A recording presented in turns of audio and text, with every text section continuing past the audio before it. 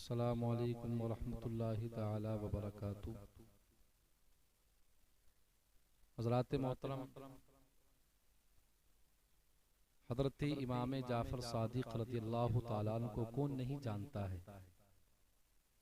आपकी ज़ात बड़ी बुलंदो बाला है, आपका मकाम बड़ा ही अरफ़ा व आला है। और हज़रत इमाम जाफ़र सादिक़ रज़ियल्लाहु ताला अन्हु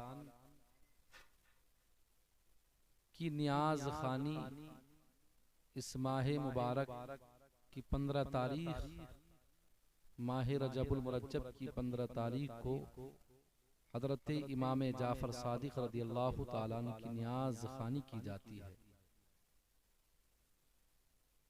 पूरी दुनिया के अंदर हज़रत इमाम जाफ़र सादिक़ रज़ियल्लाहु ताला अन्हु के नाम से कुंडों की फातिहा का इंतज़ाम होता है और फातिहा दिलाई जाती है। कौन है इमाम जाफ़र सादिक़? इनके वालिद का नाम हज़रत इमाम बाक़िर रज़ियल्लाहु ताला अन्हु है और इनके दादा का नाम हज़रत इमाम ज़ैनुल आबिदीन है और ये मुस्तफ़ा जान रहमत के ख़ानदानी हैं।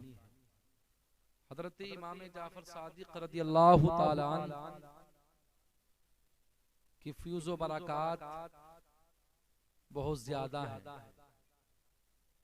आप हज़रत इमाम जाफ़र सादिक़ रज़ियल्लाहु ताला अन्हु जब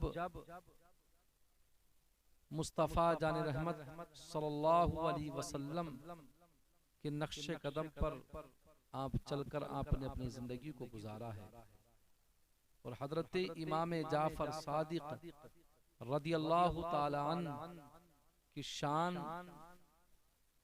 बड़ी बुलंदो बाला है। और जो दौरे हाजिर में इस वक्त आपके नाम से जो नियाज़ खानी का इंतज़ाम किया जाता है, जो आपके नाम से कुंडों की नियाज़ दिलाई जाती है, ये बड़ी बरकत वाली नियाज़ है, मुस्तहब है, अच्छा काम है। लेकिन कुछ इस के अंदर जो अवामुन नास कुछ रसूमात जो कि गलत हैं वो उसका इस्तेमाल करते हैं। वो रस्में ऐसी हैं जिनका शरीयत से कोई ताल्लुक़ नहीं है। वो रस्में ऐसी हैं जिनका दीन से कोई ताल्लुक़ नहीं है। वो कम इल्मी की बुनियाद पर इल्म ना होने की वजह से उन रसूमात को जिंदा किया जाता है। मिसाल के तौर पर जब कुंडों की नियाज़ दिलाई जाती है तो कुछ लोग ये समझते हैं कि जब तक मिट्टी का बर्तन नहीं होगा उस पर फातिहा नहीं होगी इमाम जाफ़र सादिक़ की, यानी उसको जरूरी करार देते हैं कि मिट्टी ही का बर्तन होना चाहिए।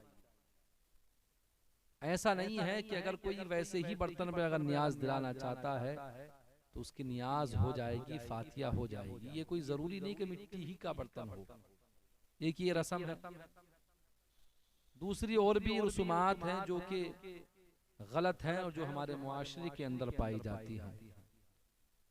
हज़रत इमाम जाफ़र सादिक़ रज़ियल्लाहु ताला अन्हु का विसाल 15 माह रजबुल मुरज्जब को हुआ। आपकी सही विसाल की तारीख 15 माह रजबुल मुरज्जब को है। तो मैं इस वीडियो के जरिए से मैं आप तमामी नाज़रीन को एक पैगाम देना चाहता हूँ कि वैसे तो हमारा ईमान है और हम ये समझते हैं, जानते हैं कि हम किसी भी अल्लाह के वली की फातिहा खानी खुदा की बारगाह में अपने माल को खर्च करेंगे तो खुदा की बारगाह में कबूल होगा कोई सी भी तारीख में। लेकिन इमाम जाफ़र सादिक़ की जो सही विसाल की तारीख है वो 15 माह रजबुल मुरज्जब है। जो आने वाली जो तारीख है 15 माह रजबुल मुरज्जब, इसमें हज़रत इमाम जाफ़र सादिक़ का इंतकाल हुआ। तो बेहतर ये है कि हम 15 माह रजबुल मुरज्जब को कुंडों की नियाज़ का एहतमाम करें, बेहतर है। लेकिन जो रस्म चली आ रही है पुरानी, वो ये है कि हम 22 माह रजबुल मुरज्जब को न्यास खानी का इंतजाम करते हैं, कुंडों की फातिया दिलाते हैं। तो 22 में क्योंकि हजरत अमीर मुआविया रदियल्लाहु ताला अन्हु का विसाल हुआ, तो उनके नाम की फातिया दिलाते हैं इमाम जाफर सादिक के नाम से 22 माह रजबुल मुरज्जब। तो 22 को ना करके अगर 15 में अगर की जाए इमाम जाफर सादिक के कुंडों की फातिया तो ये बेहतर है, क्योंकि 22 में हजरत अमीर मुआविया रदियल्लाहु ताला अन्हु का विसाल हुआ। अगर उस दिन भी अगर फातिया दिलाई जाए तो फातिया तो हो जाएंगी, लेकिन बेहतर जो बात है, जो अमल है, वो 15 माह रजबुल मुरज्जब है, उसमें फातिया दिलाई जाए। तो हजरत इमाम जाफर सादिक रदियल्लाहु ताला अन्हु के अक़वाल ज़र्री आप पढ़ेंगे तो आपको ये बात आपके सामने रोज़े रोशन की तरह आया होगी कि आपका अखलाक बुलंदो बाला था, आपका किरदार बुलंदो बाला था, आप हर चीज में महारत रखते थे, आप एक इबादत गुजार थे, खुदा के मुकर्रब बंदे थे और अल्लाह रब्बुल इज्जत की हमेशा इबादत किया करते थे।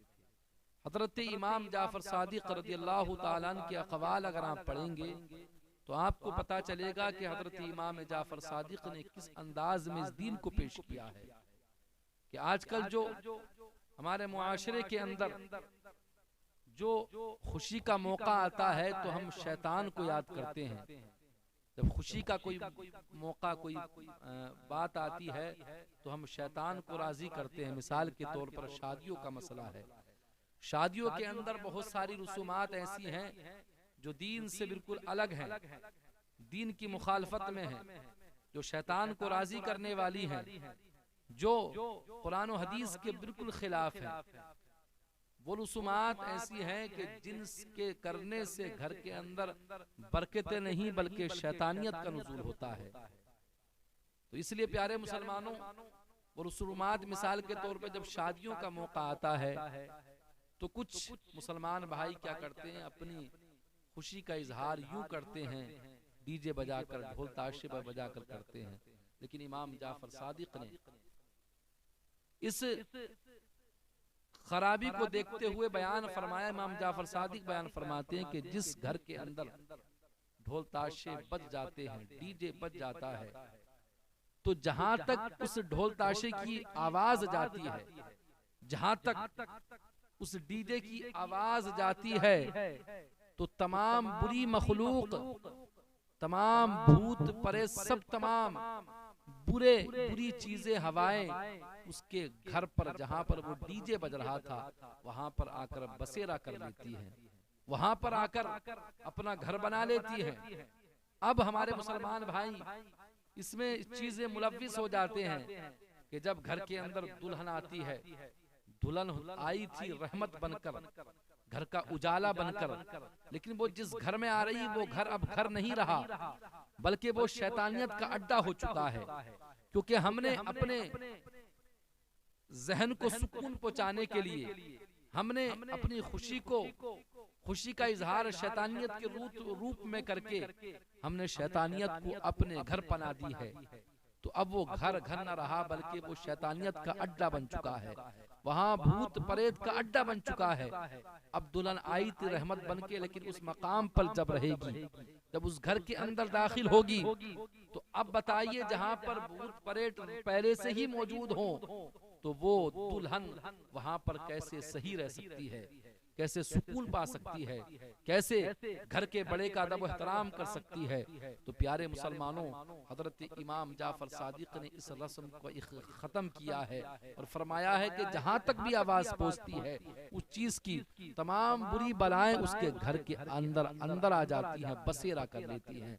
तो प्यारे मुसलमानों, हमें ऐसी बुरी रसूमात से बचना चाहिए और शादियों को दीन की राह पर चल के मुकम्मल करना चाहिए।